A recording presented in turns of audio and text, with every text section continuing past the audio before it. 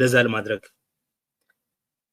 የሚደነግግ መብት ስለሆነ ያ ትልቅ መብት ነው ዓለም አቀፋዊ እውቅና ያለው መብት ነው ኢትዮጵያ ደግሞ ህገ መንግስታዊ እውቅና ያለው መብት ነው ልክ ለሌሎቹ መብቶች እንደምንታገለው የራስን እድል በራስ ለመወሰን እንደምንታገለው እንደዚሁ ለሰላም መብታችንን መታገል ይገባናል ይሄ ጦረኛ መንግስት ነው ብለን እናምናለን ፋሺስት መንግስት ነው ይሄ አገዛዙ በጉልበት ሁሉንም ሰው የማንበርከክ ሰብሮ የመግዛት ዓላማ ያለው መንግስት ስለሆነ ይሄንን ለሰላም ሲባል ተባብረን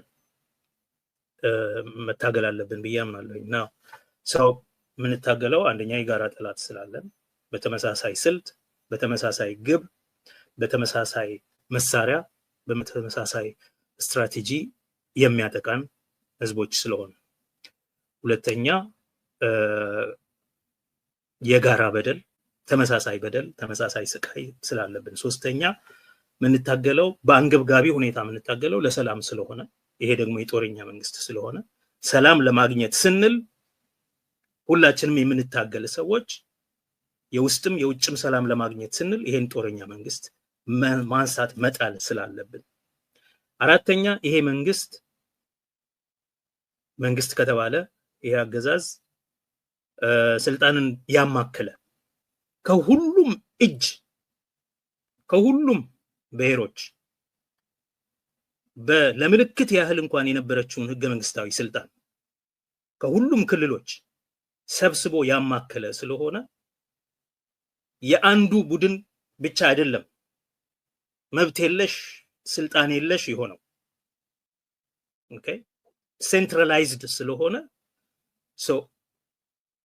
ስልጣን ያለው አካል አንድ ቦታ ሁሉን ስልጣን በአንድ እጁ ያስገባ ከሆነ ያንን አንድ እጅ ተባብሮ መቁረጥ አስፈላጊ ነው የሚሆነው ምክንያቱም እሱ ላይ ነው ፎከስ ማድረግ ያለበት ማለት ነው እንደ በፊቱ እንኳን ትንሽ በጎንዮሽ የሚነሳ አለመግባባት ይኖራል እንዳትል ሁሉም ነገር እሱ እጅ ስላለ አለመግባባት ራሱ የሚፈበረከው በሱ ስለሆነ ጭምር ስለዚህ ያንን የተማከለ የጦርነት የግፍ የፖለቲካ ጭቆና የኢንተለጀንስ የደህንነት አፈና ኦኬ የዘር ማጥፋት ጦርነት ወንጀል እነዚህን ሁሉ አንድ ላይ አማክሎ የያዘውን እጅ መቁረጥ ያስፈልጋል ስለዚህ ትብብር በተቃዋሚ ኃይሎች መካከል የግድ ያስፈልጋል ምን አይነት ፎርም ይይዛል እንዳልኩ ሆነ ስስ የሆነ መናበብ የድርጊትና የአጀንዳዎች መቀናጀት ኦኬ መናበብ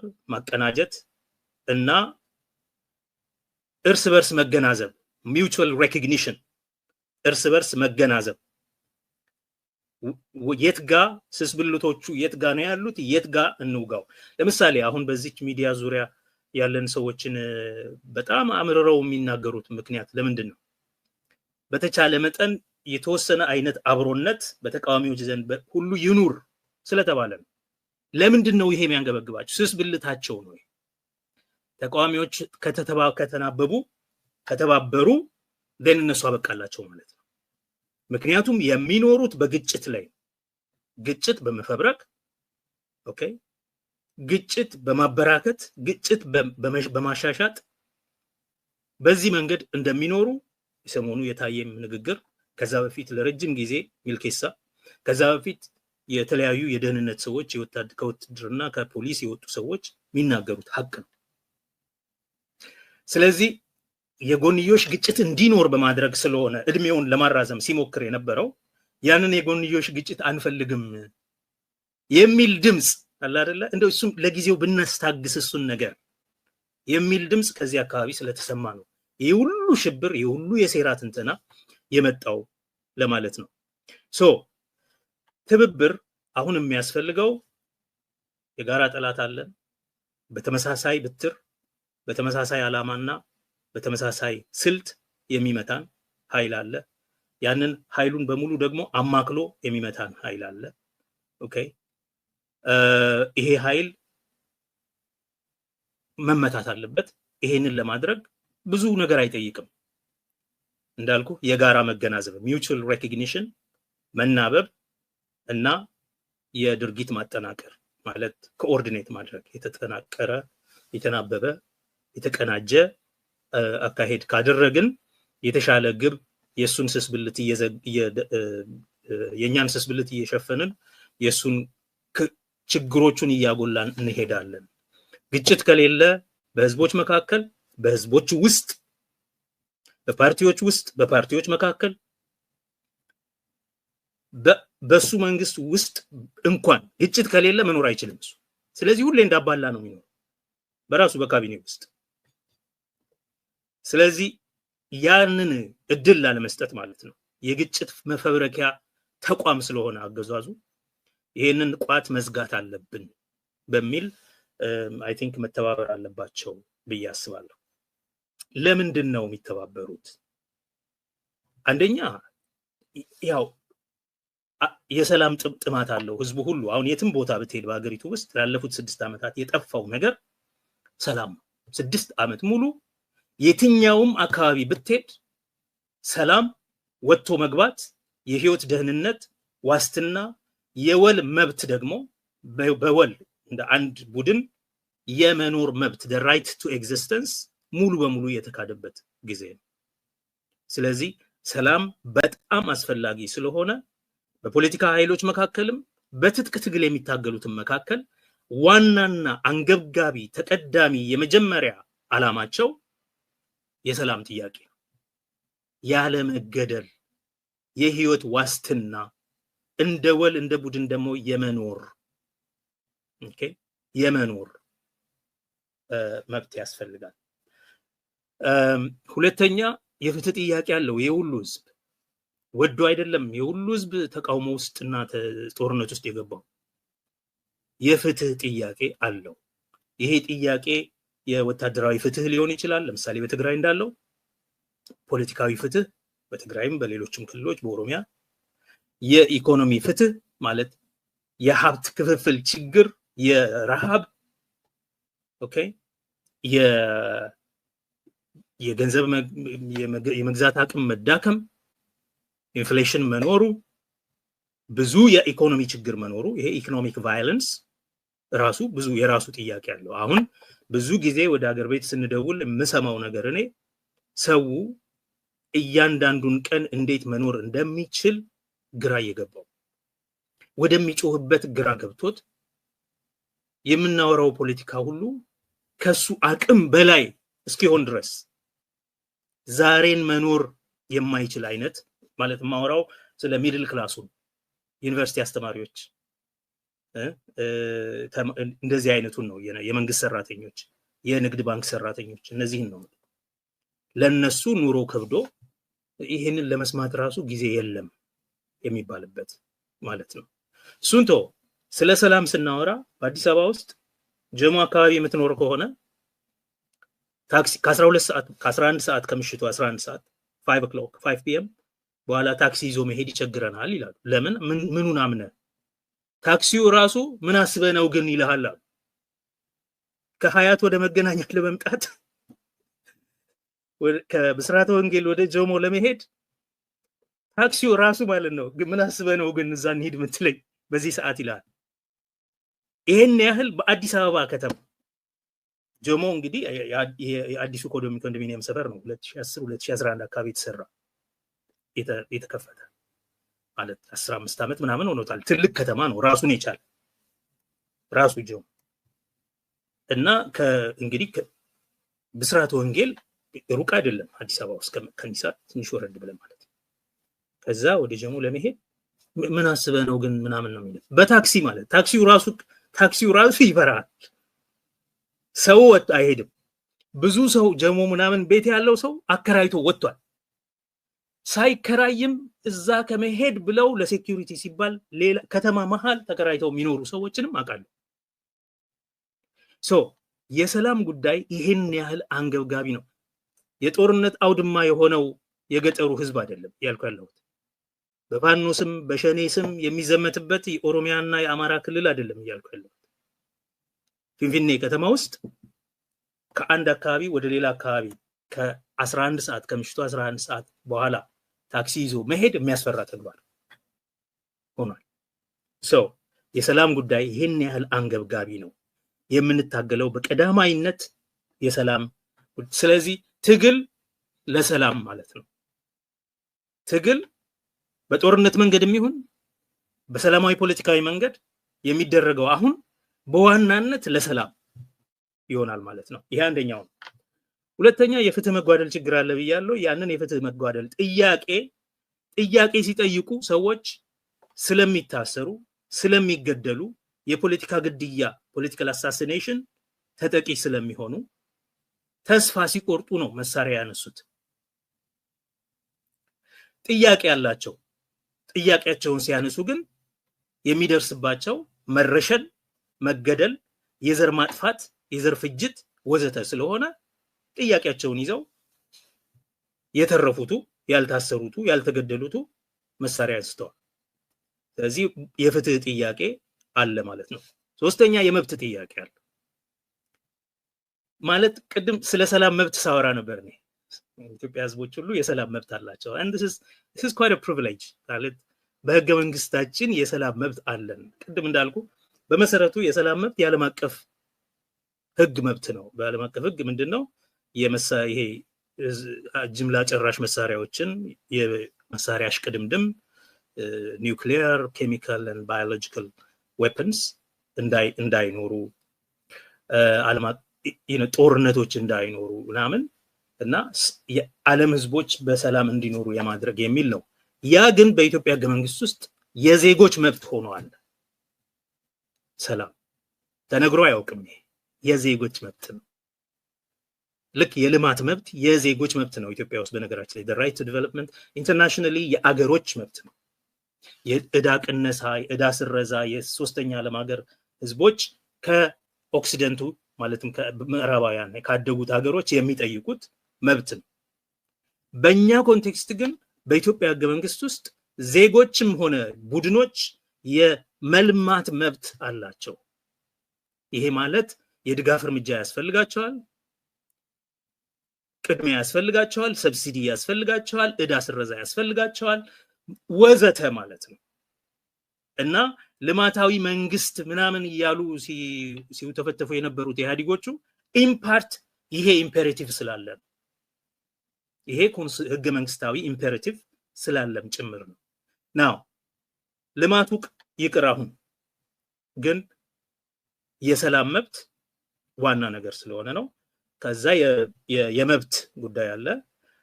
የመኖር እንግዲህ አሁን አንዱ ይሄ ስርዓት ከሚገለጽበት ዋና ባህሪው አንዱ የዘር ማጥፋት ወንጀል ፈጻሚ መሆኑ ነው። የጄኖሳይዳል ሬጂም ነው። በኦሮሚያ በትግራይ ለተፈጸሙት እስካሁን ድረስ ተጠያቂነት አልመጣም። በአማራ ክልል አሁን በተግባር እየተፈጸመ ነው ያለው። በሲዳማ በወላይታ ለደረሱት አሰቃቂ የጅምላ ጭፍጨፋዎች አንድም ቀን ለአፍ እንኳን ያህል እንደው ለንግግር ያህል እንኳን ሬኮግናይዝ አልተደረጉም።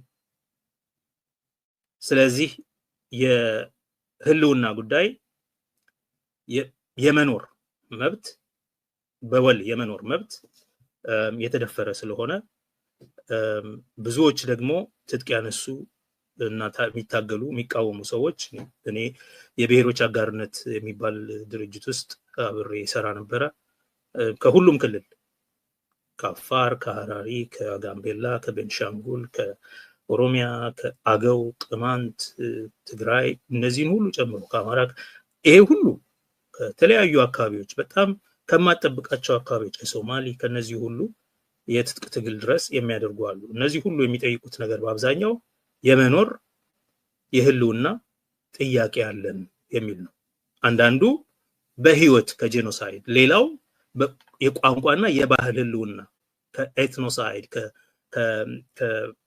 ከሊንጉሳይድ ከነዚህ የመዳን የሚል ጥያቄ አለ። ስለዚህ መተባበሩ የግድ ነው። የትብብር ወይም አብሮነት ወይም አጋርነት ወይም መናበብ እንደው በጣም ስስ እናርገው ከተባለ ማለት ነው ብዙ ኤግዛክት ማድረግ የለበትም። ለመናበብ እንድንችል እነከሌ ይሄን አይነት ቅድመ ሁኔታ መቀበል አለባቸው ምናምን አይደለም የሚያስፈልገው።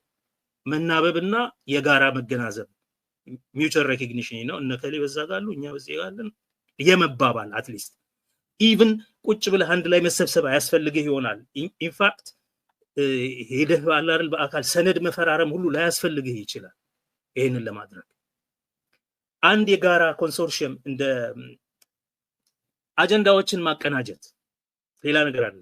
ሚዲያዎቹ ለምሳሌ የተለያዩ ሚዲያ አውትሌቶች አሉ እዚህ የተቃዋሚዎች ዘንድ አትሊስት አጀንዳዎች እነሱ አጀንዳ እየፈጠሩ አጀንዳ እየወረወሩ በዛ አጀንዳ ላይ እያናከሱ ስለሚውሉ አሁን አትሊስት ሌላ ነገር ቢቀር የአጀንዳ መግባባት መቀናጀት ካለ የነሱን ፑሽ ባክ ማድረግ ይቻላል ብዬ አምናለሁኝ። ስለዚህ ሀገራዊ ትብብር ያስፈልጋል ብዬ አምናለሁ። ሌላ የክልሎቹ እውነታ አሁን ያሉበት የተኖረ ሊቭድ ኤክስፒሪየንስ ይሄንን ግድ ይላል። ሁሉም ክልሎች ውስጥ የፖለቲካ አፈና አለ። ይሄ ነው የማይባል ልኑርበት ነው የሚል ሰው አሁን ልኑርበት ፕላስ ምን ይጠቅማል ይላል፣ ምን ያዋጣል? አሁን ሰው በተለይ በኦሮሚያ ለምን አይ አንደርስታንድ እኔ ለ4 ዓመታት በተከታታይ የኦሮሞ ወጣቶች ተሰለፉ፣ ታሰሩ፣ እስከ 7000 የሚሆን ተገደሉ፣ ብዙ ነገር ሆነ። ከዛ መጨረሻ ምንድነው የሆነው? ይሄው እነዚህ አጭበርባሪዎች ስልጣን ይዘው ሌላው የራሱን የሚያገኛትን የራሱን ሼር ወስዶ ነገሩ ጸጥ አለ። እነዚህ ወጣቶች የተወሰኑቱ ወደ ጦርነት ገቡ፣ አብዛኞቹ ታሰሩ፣ የሚረሸን ተረሸነ፣ የሚጎሳቆል ተጎሳቆለ፣ የሚሰደደው ተሰደደ። የቀረው መጠጊያ ስለሌለ ወደ መንግስት ተጠግቶ ቤትም ኮንዶሚኒየምም ምንም ያገኘ መኖር አንገቱን ደፍቶ መኖር ጀመረ። ናው አሁን ብሶቱ የሚሰማው ሰው ወይ ጫካ ይገባል ወይም ደግሞ አገር ለቆ ይሄዳል እንጂ እዛው አገር ውስጥ ሆኖ ብትነግረው ሁለት ነገር ይጠይቃል። አንደኛ ምን አገኛለሁ? ምን በፖለቲካዊ ተቃውሞ ምን ያመጣል? ከዚህ በፊት እንደዛ አድርገን ለህዝባችን ያልፈልናል ብለን ምናምን ምን አገኘን የሚል ስሜት አለ። ሁለተኛ በምን አቅም እንደዛ አይነት ነገር ታደርጋለህ? በሁሉም አካባቢ አፈና አለ። አፈናው ደግሞ በጣም ጭካኔ የተሞላበት ስለሆነ እንደዚህ ኑሮ የሚያፍነኝ መቻነሰኝ የሚለው ስሜት አለ። የተኖረ ህይወት በሁሉም ክልሎች ያለው ተጨባጭ እውነታ የፖለቲካ አፈና አለው፣ ሰፊ የሆነ ኢኮኖሚ ምዝበራ አለው፣ ሙስና አለው። በሚሊሻ የሰው ቤት ይገቡና ሚሊሻዎች ቁጭ ብለው ምግብ የለም እንደ ምናምን ይላሉ። ከዛ በቃ ቤቱን አየት አድርገው 5000 ብር መክፈል አለባቸው አንተን ግብር ለሚሊሻ ዩኒፎርም መግዣ ምናምን ይላሉ። አረ እኔ 5000 ብር የለኝም እና አይ ይሄን የመሰለ ቤት ይዘሽ እንዴት ነው 5000 ብር የሌለሽ ይላል። በቃ የለኝም ሲባል አይ ይሄማ ትክክል ሚሊሻ ነው ይሄን የሚለው አስብ፣ ይሄማ ትክክል አይደለም አከራይተሹ ማግኘት አለብሽ እንጂ እንዴት እንደዚህ ይሆናል ብሎ እዛው ከዛ አይወጣም ከቤት ይበላል ምናምን ብቻ አይደለም አይወጣም። ማንኛውም ሰው የትም ቦታ አስቆሞ መሳሪያ ይዞ እንደዚህ ያህል ብር ብሎ ኤግዛክት ማድረግ ይችላል። የኢኮኖሚ ምዝበራው በመንግስትም የተያዘ ፕሮግራም ስለሆነ የተገፋ ፕሮግራም ሂዱ ዝረፉ ልጆቻችሁን የምታስተምሩበት ምናምን በቃ ጠይቁኝ ብሏል አብይ ራሱ። ግን አታስነቁ ስትበሉ ዝረፉ ግን ስትዘርፉ ትንሽ ነው የሚባለው። ስለዚህ እነዚህ ሰዎች ይሄን ያደርጋሉ። ሰው የሚሊሻ ደክሞታል። በቃ ሚሊሻዎቹ ራሳቸው ስራ ለማግኘት ነው አንዳንዶቹ ሚሊሻ የሚሆኑት። አንድ ቤተሰብ ቡራዩ አካባቢ ማለት ነው እኔ የማውቃት ዘመዴ ነች። አንደኛዋን ሚሊሻ አድርጋ ጠቁማታለች። ሚሊሻ ለመሆን ስትፈልግ ጠቁማታለች። ከዛ ወዲያው ሚሊሻ ሆና መጣ። ለምንድነው ስብሰባ ማትመጪው? ለምንድነው ምናምን ማለት ጀመረች ማለት ነው። እንዴ አንቺ እኔ ጠቁሜሽ እንደውም አልመጣም ጋር እኔ ጠቁሜሽ እኔ እንጀራ ይወጣልሻል ብዬ ጠቁሜሽ ብላ ማለት ነው።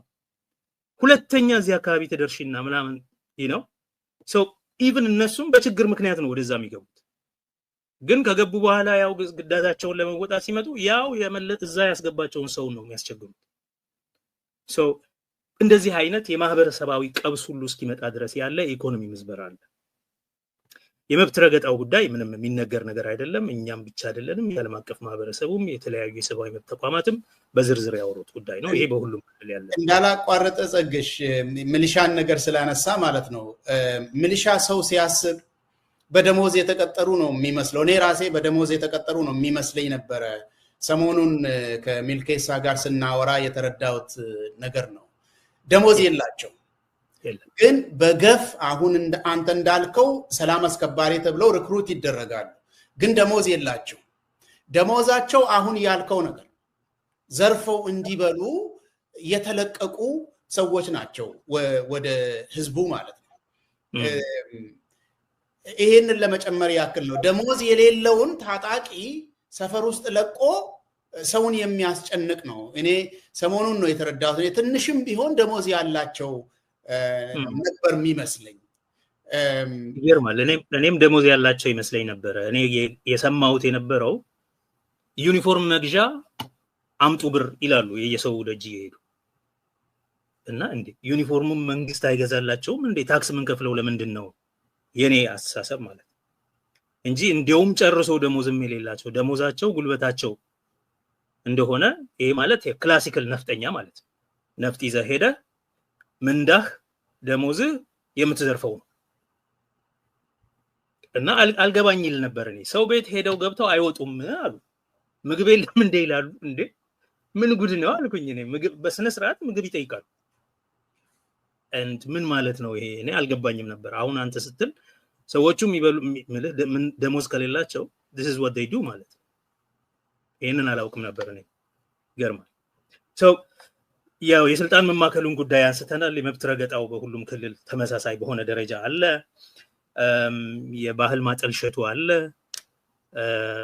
በየትኛውም አካባቢ ማለት ነው። እንደምታየው አሁን ታዬ የሚናገረውን ነገር ስትሰማ የአማራ ሊቃን ጋር ሲሄድ የሚናገረው ስለ ኦሮሞ፣ የኦሮሞ ሊቃን ጋር ሲሄድ የሚናገረው ስለ አማራ፣ ትግራይ ሲሄድ የሚናገረው ስለ አማራ፣ አማራ ጋር ሲሄድ ስለ ትግራይ የሚናገረው ኤቭሪዌር በጣም አስገራሚ ከመሪ አይደለም ከአንድ ተራ ግለሰብ የማይጠበቅ ወራዳ ንግግር።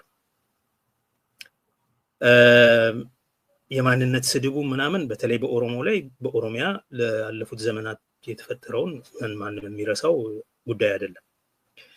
የታሪክ ማዛባት ይሄ በፕሮግራም ፕሮጀክት ተቀርጾለት ታሪክ ማስተካከል የሚል ቡድን አዘጋጅተው የሚንቀሳቀሱበት ጉዳይ ነው። የነ ጎበና ዳጬን ታሪክ እንደ የአገር ባለውለታ ምናምን የኦሮሞ ባለውለታ አድርገው ለማደስ የሚሞክሩ የአዲስ ትርክት ዝርጋታ እሽቅድምድም እንዳለ ይታያል። ይሄ በሁሉም ክልል ያለ ጉዳይ ይመስለኛል። ብዙ የማህበረሰብ ክፍሎች በአገዛዙ የግፍና የመከራ ክምር ተጭኖባቸዋል። የግፍና የመከራ ክምር ይሄ ነው የሚባል እኔ አሁን ለምሳሌ ላለፉት 6 ዓመታት ብዙ አይነት ችግሮችን አወራን። የዘር ማጥፋት ላይ ደረሰ አወራን። ከዛ በኋላ የመብት ጥሰት እኔን ራሱ ዲሴንሲታይዝ አድርጎኛል። እኔ ለቅሶ ነጋሪ ነኝ እንዴ? ለምንድን ነው የምናገረው በዚህ ጉዳይ ማለት ጀመርኩኝ። የእውነት ነው የምልህ። ጋዜጠኞች ጠይቁኝ እንደዚህ ተፈጠረ ምናምን፣ ታዲያ እኔ ምን ለቅሶ አርጂ ነኝ ወይ? ተፈጠረ ምን ትንተና ያስፈልገዋል? ይሄ ገደለ ሲባል ገዳዩ ለፍርድ ይቅረብ ነው የምትለው። እና በጣም ያልተፈጸመ ሊነገር የማይችል ያልተፈጸመ ወንጀል የለም ከተናገርነው በጣም በላይ ማለት ነው። እና አሁን እንትን ማያደርገንም እና ምን እንበል እና ብንልስ ምን ይመጣል? ምን ብናወራው ምን ይመጣል? እስከ ማለት ነው። ይሄን ያህል በቃ ከአእምሮ በላይ የሆነ የግፍ ክምር በሁሉም ክልል ይታያል። አይ ቲንክ ህዝቡም ሊቃንም ዲሴንሲታይዝድ የሆኑ ይመስለኛል ከመብዛቱ የተነሳ ማለት ነው። ከአእምሮ በላይ ማለት በቃ of course that's what they do ትላለ ይገላሉ እነሱ። ታዲያ ሌላ ምን ያደርጋሉ? እና አገር አቀፍ የሆነ መብት ረገጣ አለ። እንደሚታወቀው ህግና ስርዓት ፈርሷል። እንደ ምሳሌ አሁን ያነሳነው የሚሊሻ ጉዳይ አለ። መብት አይከበርም። ጦርነት ያስተዳደር ዘይቤ ነው። ጦርነት፣ ዘር ማጥፋት፣ ዘር ማጽዳት፣ ሰውን መንቀል የፖለቲካ ግድያ ማካሄድ፣ ሰውን መሰወር፣ ዲስፒር ማድረግ ማለት ነው የተለመደ ጉዳዩ። ያለ ፍርድ ህግ ፍርድ ቤት ነፃ የለቀቀውን ሰው ማሰር፣ እነዚህ ተነግሮ የሚያልቁ ነገሮች አይደሉም። ታዬ አንዱ ምሳሌ ነው። ሌሎችም በጣም ብዙ፣ ልደቱ ሌላው ምሳሌ ነው። ሌሎችም ሰዎች የኦነግ አመራር የነበሩ ሰዎች ሌሎቹ ናቸው። ፍርድ ቤት ይለቃቸዋል። የፈለገ ሰው ያስራቸዋል፣ ፖሊስ ያስራቸዋል። በማረሚያም አይደለም በፈለገው ቤት ውስጥ አስሮ ያኖራል። ሰው መፈናቀል እንደምታውቀው አለ። ከቤት ከመሬት አሰቃቂ የሚያደርገው የአሁኑ ዘመን መፈናቀል ቤትህን አንተን አፍርሰ መሄድ ያለብህ። ካላፈረስክ ያፈርሱና ብር ይጠይቋል። እና ቀላል ብር አይደለም። ቅድም ያልኩ ሚሊሻ ሰፈር ቡራዩ ላይ አይ ቲንክ 5000 ብር ይጠይቃሉ ካፈረሱ በኋላ ማለት ነው። ቤትህን አፍርሰው ሜዳ ጥለውህ ካፈረሱ በኋላ 5000 ብር። ስንት ዘመን ተፈጅቶ የተሰራ ቤት ማለት ነው። እንደዚህ ያለ መከራ ነው ያለው። ይሄ የግፍ ክምር በሁሉም አካባቢ ያለ ነገር ስለሆነ ይሄንን ለማስቀረት አይ ቲንክ ሁላችንም ከዚህ በላይ ምን ትፈልጋለህ? ይሄንን የሚያመጣብህን አንድ ላይ ሆ ማለት እኮ ነው የሚያስፈልግህ። እንዲሁ አንድ እጅ ከሆነ ያንን እጅ ነው ሁሉም ሰው መያዝ ያለበት። ለዚህ ደግሞ መናበብ ያስፈልጋል። እርስ በርስም እንዳትጋጭ እንዳትረጋገጥ ማለት ሌላ ቢቀር። ስለዚህ መተባበር በዚህ ምክንያት ያስፈልጋል ብዬ አምናለሁ። ሌላ ይሄ መንግስት ቅድም እንዳልኩ ግጭቶችን ይፈበርካል ብቻ ሳይሆን ልዩነቶችንና ፉክክሮችን ያሰፋል። ከሌሉ ይፈጥራቸዋል። የሌለ ፉክክር አልመንበር እኔ ገና መንግስት ስልጣን እንደያዙ 6 ወር ምናምን ሆናቸው እንደሆነ አላውቅም። 2 የአብይ መንግስት ስልጣን አካላት ሁለቱም አንደኛው በሌላኛው ላይ በጣም ክፉ ነገር እየተነጋገሩ ግን የአብይ ጠበቃ ሆነው ይነግሩኛል። ሁለቱንም ግን እንደዛ የሚያደርጋቸው አብይ ራሱ ነው ማለት ስማቸውን መጥራት ይቻላል። በጣም የሚታወቁ ሰዎች ናቸው። ትንሽ አንደኛውን አንተ እንደዚህ ስለሆንክ እንትና አይወድህም ይለዋል። ከዛ ያንኑ ሰው ደግሞ ሂድና እሱን ገምግመው ይለዋል። ሰውየው ግምገማ ስራ ለመስራት ብሎ ሲሄድ ያኛው ማን እንደሆን ካቃለው እንደማትወደኛ ቃለው እንደውም አልገመገምም እንደፈለክ ቢሮህንም ትቼልሃለሁ ብሎ የሚታወቅ በጣም ትልልቅ ባለስልጣናት ናቸው እነዚህ ባይዘው። ከአብይ ጎን በጣም የሚታዩ ትልልቆቹ የመጨረሻ ባለስልጣናት። ኦኬ ገና ይሄ 7-8 ወር አልሆነም ማለት በቃ እና በጣም የደነገጥኩት። ከዛ ሁለቱም ብሶታቸውን ሊናገሩ ማለት ነው። አንደኛውም ከቦታው ሊለቅ ሌላኛው ለቆ ምናምን ሁለቱም እሱን እንዳታምነው ይሉሃል። ለኔ እኮ ነው የሚሉኝ። በጣም አዘንኩኝ። ምክንያቱም ሁለቱንም እዚህ ቦታ ያደረሳቸው አንድ ሰው ነው። ልዩነት ተፈጥሯዊ ልዩነቶች ብዙ አሉ። እንደኛ አይነት ትልቅ በግፍና በመከራ የተሰባሰበ ኢምፓየር ቀርቶ ሰላማዊ የሆነ ሀገር በጣም ዲሞክራሲያዊ በሆነ ስርዓት ውስጥ የተቋቋሙ ፖለቲካ ፓርቲዎች እና አደረጃጀቶች ልዩነቶች ይኖራቸዋል። ግለሰቦች ልዩነት ይኖራቸዋል። ልዩነት ተፈጥሯዊ። ልዩነቶችን ማስፋት፣ ከሌሉ መፍጠር፣ ፉክክሮችን የመጠፋፋት ፖለቲካ ማድረግ የወንበሩ ምሰሶ ስለሆነ የተቃዋሚ ኃይሎች ደግሞ ልዩነቶቻቸውን በማጥበብ ኦኬ እና ፉክክሮችን በመቀነስ ምሰሶውን መናድ መቻል አለባቸው። ለዚህ ነው ትብብር የሚያስፈልገው። ለኔ እንደውም ትብብር ብዬ ትልቅ ከባድ እንዲሆን ለፖለቲካ አሰራር ከባድ እንዲሆን አልፈልግም። መናበብ፣ እርስ በርስ መገናዘብ፣ መተያየት እና ብቻል ደግሞ ባለንበት አካባቢ ኃላፊነት መሸከም፣ በእኛ አካባቢ ያለውን በደንብ አድርጎ መዝጋት በመንግስት ላይ ማለት ይሄ ከተደረገ ኦሬዲ ያበቃለት መንግስት ነው። ሲጀመር ቀፎ ነው፣ ባዶ ነው፣ ሐሳብ የለው። በዘርፋ የሚኖር በአየር ላይ ያለ ማንኛውንም ደንበኛ የአየር ባየር ነጋዴ አይነት ስርዓት የሚባለው ይሄ ነው።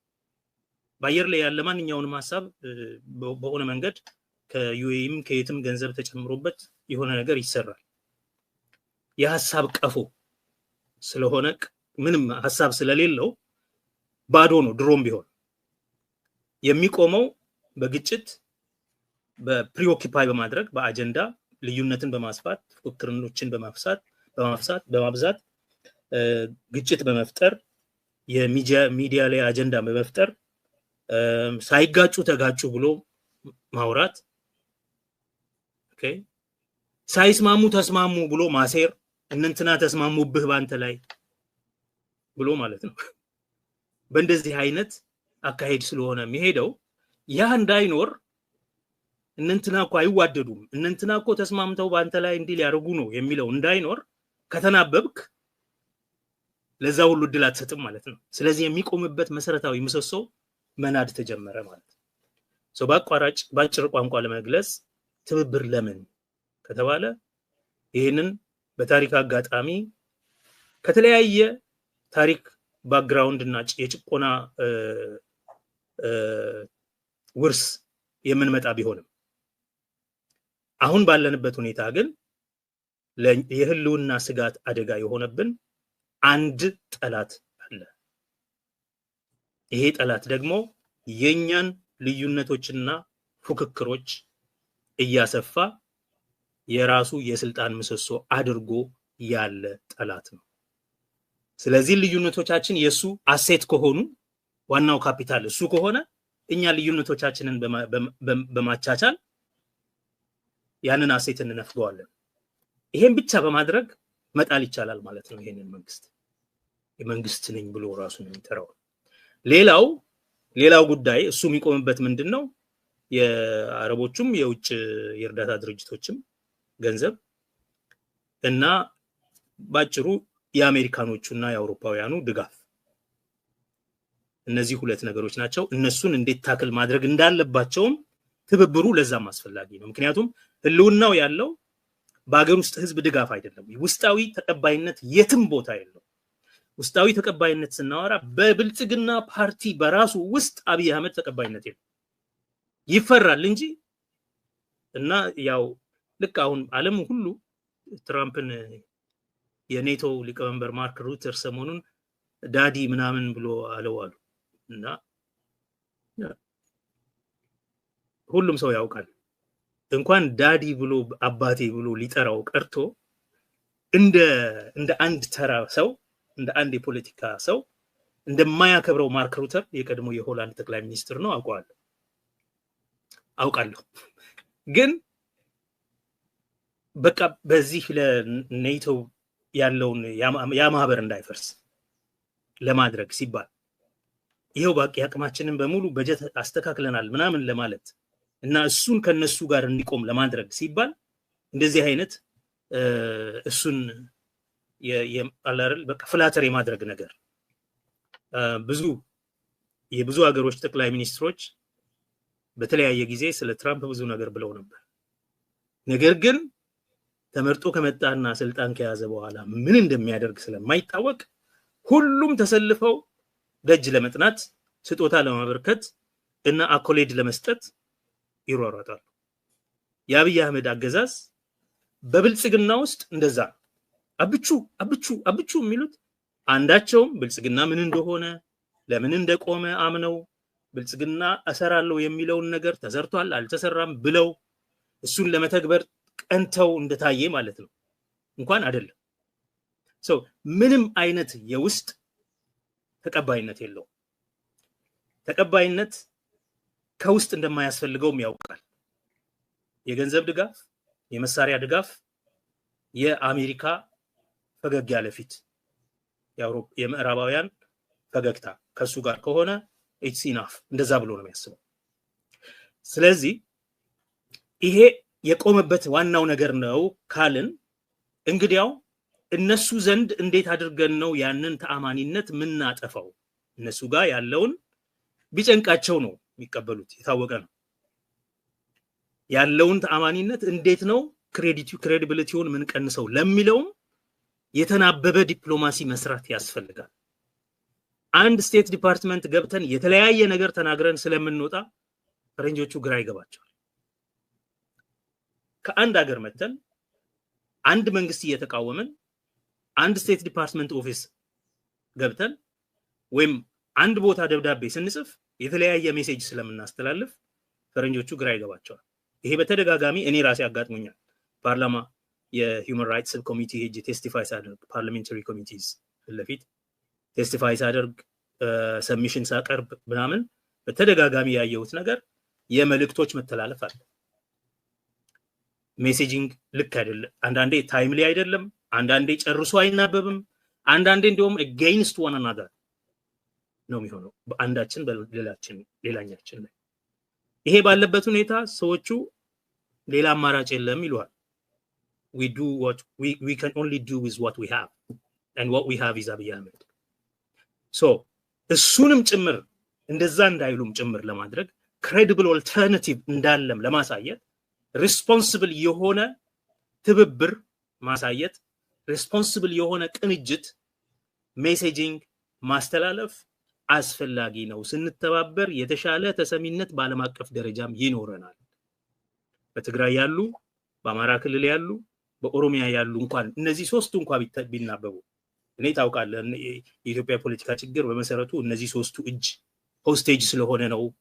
ሌሎቹን ህዝቦች በቃ ሌሎቹ ማይኖሪቲ ስለሆኑ ቪቶ ፓወር ስለሌላቸው ምናምን አንዳንዴ ችግር አለው እላለሁ። ይሄ እነከሌን ሰብረን እነከሌ እንደዚህ እናረጋለን የሚለው የሚመጣው ሌሎቹን ከግንዛቤ የሚከት ፖለቲካ አስተሳሰብ ስለሌለ ነው።